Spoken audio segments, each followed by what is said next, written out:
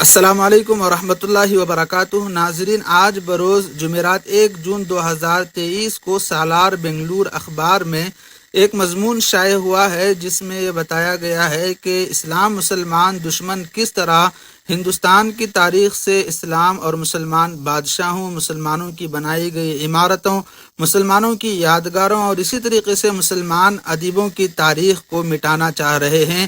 تو ضرور اس مضمون کا آپ ملاحظہ کریں، بہت ہی قیمتی مضمون ہے، آخر تک اس ویڈیو کو دیکھتے رہیں۔ مسلمان بادشاہوں، عمارتوں، یادگاروں کے بعد اب مسلمان ادیبوں پر حملہ، علامہ اقبال پر مشتمل باب BA کی کتاب سے حذف کر دیا گیا۔ BJP کی مرکزی اور ریاستی حکومتوں نے یہ تہیہ کر لیا ہے کہ وہ مسلم بادشاہوں، ان کی یادگاروں اور ان سے متعلق ہر چیز کو تاریخ کے صفحات سے مٹا کر رکھ دیں گی، اور نصابی کتابوں سے بھی ان تمام اسباق کو نکال دیا جائے گا جو مسلمان بادشاہوں، ان کی تعمیر کردہ عمارتوں، مسجدوں پر مشتمل ہوں۔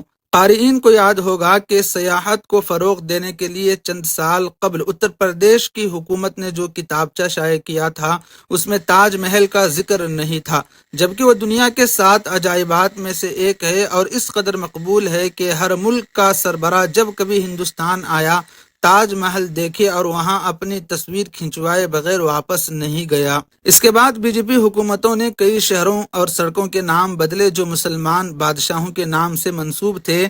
اب ان بد دماغوں کا خیال ادیبوں، شاعروں کی طرف گیا ہے۔ مطلب یہ کہ ادب کی دنیا سے بھی انہوں نے مسلمانوں کے نام و نشان مٹانے کی تیاری کر لی ہے۔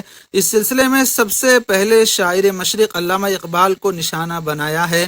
چند دن قبل دہلی یونیورسٹی کے اکیڈمک کونسل نے اقبال پر لکھا گیا ایک باب حذف کرنے کا فیصلہ کیا ہے۔ یونیورسٹی کے پولیٹیکل سائنس سبجیکٹ میں اقبال کا ایک باب ہے۔ یونیورسٹی کے حکام نے یہ بتایا ہے کہ جس چیپٹر کو نکالا گیا ہے اس کا عنوان ماڈرن انڈین پولیٹیکل تھاٹ ہے اور یہ BA 6 سیمسٹر میں ہے۔ وجہ یہ بتائی گئی ہے کہ جن لوگوں نے ہندوستان کو توڑنے کا کام کیا ہے انہیں نصاب میں جگہ نہیں ملے گی۔ مطلب یہ کہ اقبال نے پاکستان بنانے کی حمایت کی تھی جبکہ علامہ اقبال آزادی سے بہت پہلے انتقال کر چکے تھے۔ ممکن ہے کہ انہوں نے اس وقت کے حالات کے پیش نظر حمایت کی ہو۔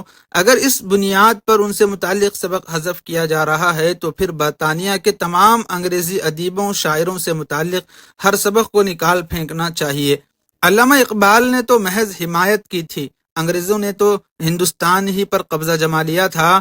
وائس چانسلر نے جب اقبال پر مشتمل باب حذف کرنے کی تجویز کونسل میں رکھی تو اسے اتفاق رائے سے منظور کر لیا گیا۔ یونیورسٹی کے اسٹینڈنگ کمیٹی نے یہ تجویز رکھی تھی اور اکیڈمک کونسل نے فوری اسے منظوری دے دی۔ ظاہر سی بات ہے کہ سنگ پریواروں کے لیے تو یہ بڑی خوشی کی بات ہے۔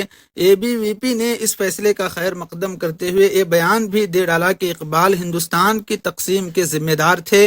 اس سے قبل NCERT نے 12ویں جماعت کی تاریخ کی کتاب سے مغل بادشاہوں سے متعلق ایک باب کو نکال دیا اور یہ اطلاع دی گئی کہ 7ویں سے 12ویں جماعت کی کتابوں سے مغلوں کی ایک بڑی تاریخ حذف کر دی گئی ہے۔ زہریلے دماغ رکھنے والوں نے تو یہ کام کر دیا ہے، لیکن جن کے ذہن پراگندہ نہیں ہوئے ہیں ایسی کئی مورخوں نے حکومت اور اس کی تعلیمی ایجنسیوں کی مخالفت کی ہے اور کہا ہے کہ تاریخ کو چھپایا نہیں جا سکتا۔ ایسی لاکھوں کتابیں دنیا بھر میں مل جائیں گی جن میں مغل بادشاہوں کی تاریخ درج ہے۔ سوال یہ ہے کہ مغلوں کی تاریخ مٹا کر ہندوستانی تاریخ میں ایک خلا بھرا جا رہا ہے۔ اس کا منفی نتیجہ یہ نکلے گا کہ ہماری نئی نسلیں آدھی ادھوری تاریخ ہی سے واقف ہوں گی اور ان کے ذہنوں میں طرح طرح کے سوالات جنم لیں گے جو ایک بڑی الجھن کا سبب بنیں گے۔ فی الحال ان دماغوں کو سمجھ میں یہ باتیں نہیں آئیں گی، تاریخ کو کوئی مٹا نہیں سکتا۔ علامہ اقبال کا باب کو یہ نکال سکتے ہیں لیکن ہندوستانیوں کے دماغ سے کوئی سارے جہاں سے اچھا ہندوستان ہمارا نکال سکتا ہے کیا؟ اور یہ وہ تاریخی مصرع ہے جسے ہندوستان کے پہلے خلائی سائنسدان راکیش شرما نے خلاؤں سے سنایا تھا۔ جس وقت یہ خلائی سفر پر تھے اس وقت کے ہندوستان کے وزیر اعظم اندرا گاندھی نے ان سے یہ سوال کیا تھا کہ آسمانوں سے ہمارا ہندوستان کیسا لگ رہا ہے، تو جواب میں راکیش نے یہ کہا تھا سارے جہاں سے اچھا ہندوستان ہمارا۔ تو اس مضمون کا خلاصہ یہی ہے کہ اسلام مسلمان دشمن طاقتیں کتابوں سے حذف کر سکتے ہیں، لیکن ہندوستانیوں کے ذہنوں سے سارے جہاں سے اچھا ہندوستان ہمارا، یہ علامہ اقبال کا یہ مصرع کیسے وہ مٹھا پائیں گے؟